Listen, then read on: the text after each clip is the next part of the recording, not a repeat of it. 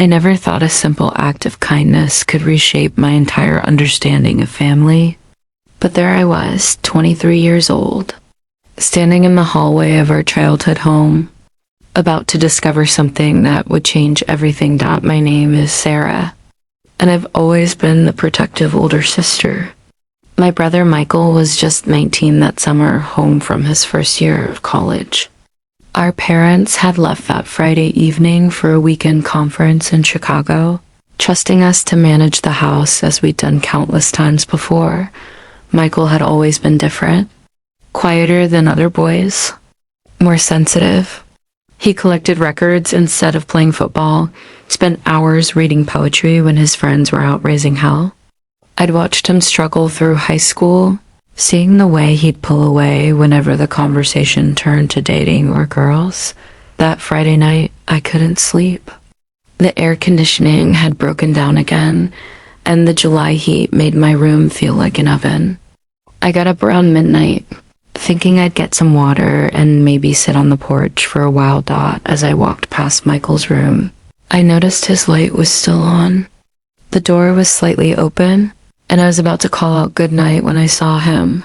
He was sitting at his desk, wearing one of our mother's old silk nightgowns, the soft blue one she'd been meaning to donate for years. His face was turned toward the mirror, and even from the doorway, I could see he was crying. My first instinct was to back away quietly, to pretend I'd seen nothing, to protect both of us from an awkward conversation. But something stopped me. Maybe it was the way his shoulders shook with silent sobs. Maybe it was the memory of all those years.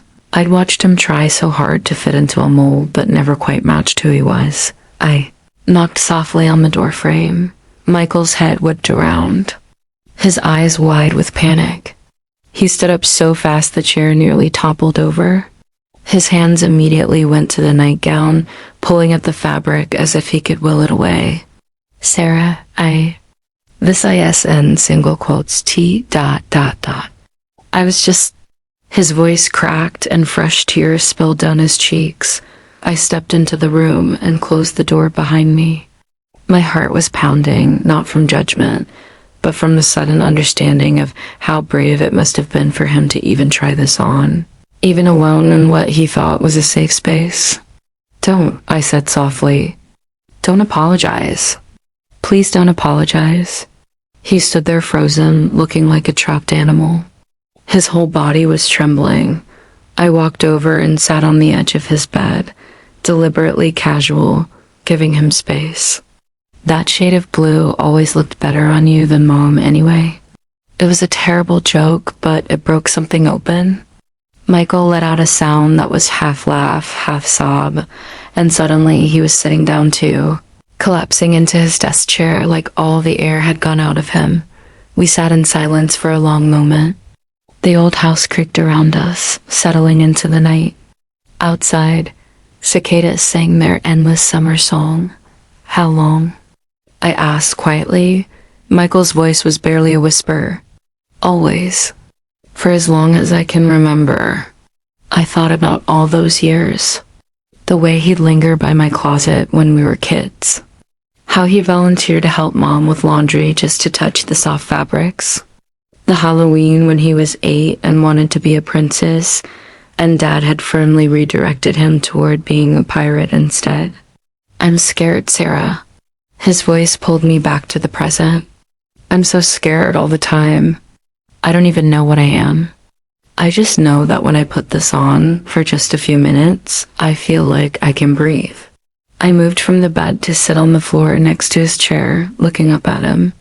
In the soft lamplight, wearing that nightgown, he looked both vulnerable and somehow more himself than I'd ever seen him.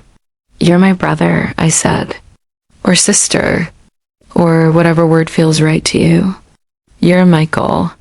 You're the person who taught me to appreciate good music. Who made me laugh when Tommy Henderson broke my heart in 10th grade. Who's kind and thoughtful and always remembers everyone's birthday. What if Mom and Dad can't accept this?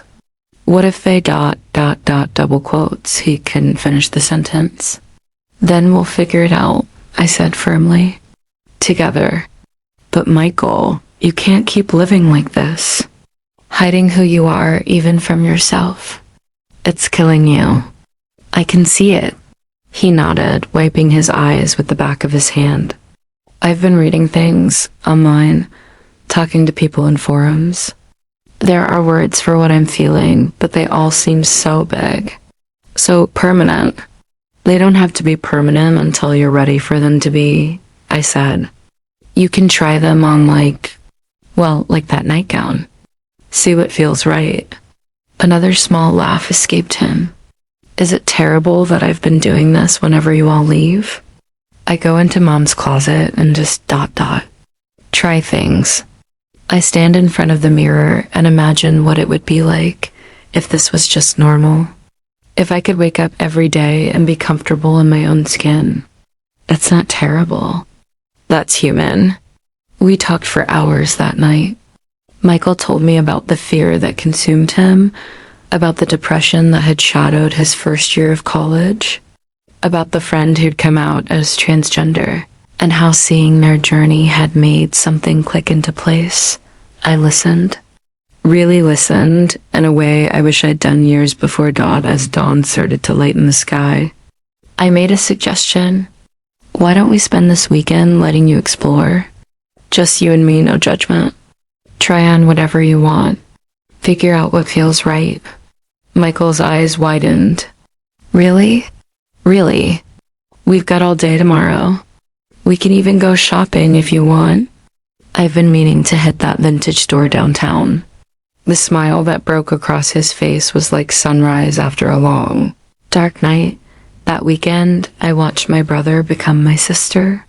We spent Saturday shopping, trying on clothes, experimenting with makeup.